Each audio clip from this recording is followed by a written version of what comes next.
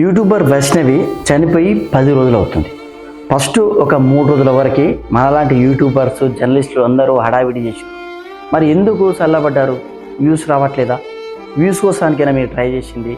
మనం ఎక్కడైనా అన్యాయం జరిగితే వాళ్ళకు జస్టిస్ జరిగినంత వరకు మనం ఇదే విధంగా మొర పెట్టుకుంటేనే ప్రభుత్వాలు చట్టాలు దిగి వచ్చి ఒక తక్షణ న్యాయం చేసి తక్షణ శిక్ష అలాంటి విధవలకు వేస్తాయి.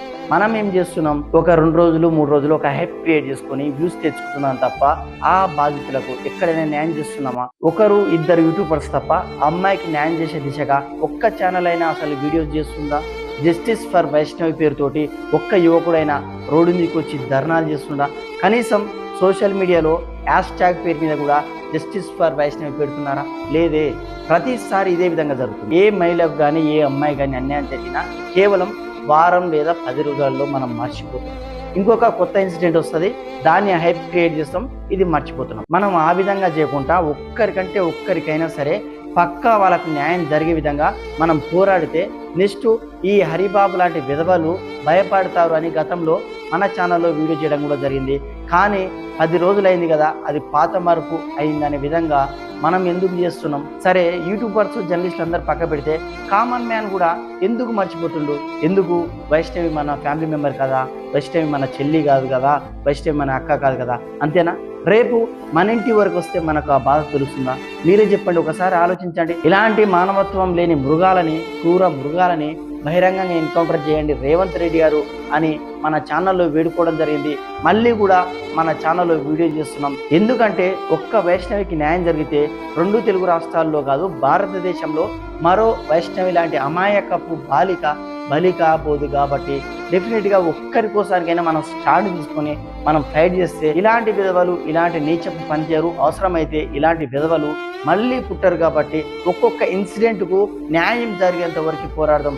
2 రోజులు 3 రోజులు 5 రోజులు 10 రోజులు కాదు, ఆ అమ్మాయికి న్యాయం జరిగే విధంగా ఆ బాధిత కుటుంబానికి, వాళ్ళ తల్లిని చూస్తున్నాం కదా, అసలు ఆమె కోలుకునే పరిస్థితి మనకు కనబడతలేదు. వాళ్ళ తండ్రి అయితే అసలు మెంటల్గా ఏదో డిస్టర్బ్లో ఉన్నట్టు మనకు క్లియర్గా అర్థమవుతుంది. ఇక అమ్మాయి విషయానికి వస్తే 13 మంది అన్నదమ్ములు ఎంత అల్లారు ముద్దుగా పెంచుకున్నారు. మనం సినిమాలో చూస్తుంటాం ఒక చెల్లెను ఇంత గారాభాగంగా పెంచుకుంటారని. వాళ్ళందరికీ కూడా లక్షల్లో సబ్స్క్రైబర్స్ ఉన్న యూట్యూబర్స్ ప్రతి దాంట్లో కూడా వాళ్ళ చెల్లె వీడియోస్కి ఎక్కువ వ్యూస్ వస్తున్నాయి. అంటే వాళ్ళ చెల్లెను ఎంత గారాభంగా చూసుకుంటున్నారు, వాళ్ళ చెల్లెను చూస్తున్న సబ్స్క్రైబర్స్ కూడా ఎంత అమితంగా అమ్మాయిని ప్రేమిస్తున్నారు. అలాంటి అమ్మాయిని ఒక కర్కశకుడు ఇంత ఘోరంగా చంపితే మనం స్టాండ్ తీసుకోకుండా ఆ ఆడపిల్లకు మనందరం కూడా అన్నదమ్ముల్లా నిలబడి మనం స్టాండ్ తీసుకొని ఆ విధవకు బహిరంగంగా ఎన్కౌంటర్ చేస్తారా? లేకుంటే తక్షణమే ఉరిదీస్తారా? లేదా వాడిని జనజీవన శ్రమంలోకి వదలండి, మాలాంటి యువకులే వాడికి తగిన బుద్ధి చెప్తారు అంటే మనం పోలీసుల్ని కానీ చట్టాన్ని కానీ ఇమ్మీడియట్గా యాక్షన్ తీసుకోండి, సిగ్గు లేదా అది ఇది అనడానికి లేదు. ఎందుకంటే వాళ్ళ రూల్స్ వాళ్ళకు ఉంటాయి. ఇలాంటి రాజ్యాంగం ఫాలో అవుతున్నందుకు కొన్నిసార్లు బాధ అనిపిస్తున్నా తప్పదు. కానీ కొన్నిసార్లు సవరణ చేసి ఇలాంటి విధవలకు ఇమ్మీడియట్గా పనిష్మెంట్ చేస్తే డెఫినెట్గా ఒక 10 సంవత్సరాల వరకు ఒక అమ్మాయిని చూడాలంటే చాలామంది భయపడతారు.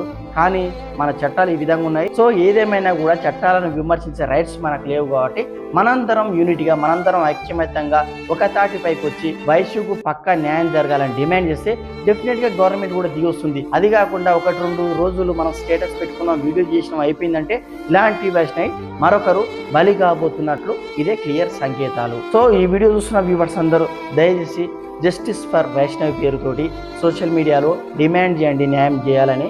దాని ద్వారా డెఫినెట్గా రేవంత్ రెడ్డి గారు, డీజీపీ గారు అండ్ ఎన్కౌంటర్ స్పెషలిస్ట్ సజ్జనార్ గారు దిగి వచ్చారంటే డెఫినెట్గా మనందరం ఊపిరి పీల్చుకునే విధంగా వాడిని పని చేస్తారు. సో వీడియో చూస్తున్న వ్యూవర్స్ అందరూ మీరేమనుకున్నారో కామెంట్